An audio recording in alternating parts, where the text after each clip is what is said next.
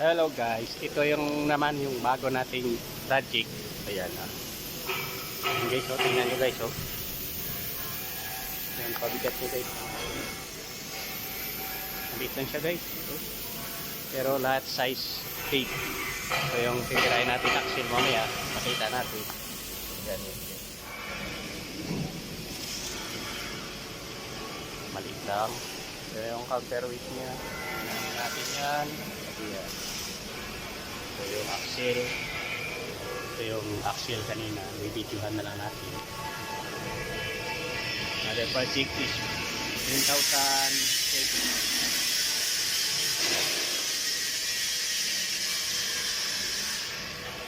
Kasama ko guys naglalagay ng ceramic. Yan yung machine natin. Introduce for you Pronyos.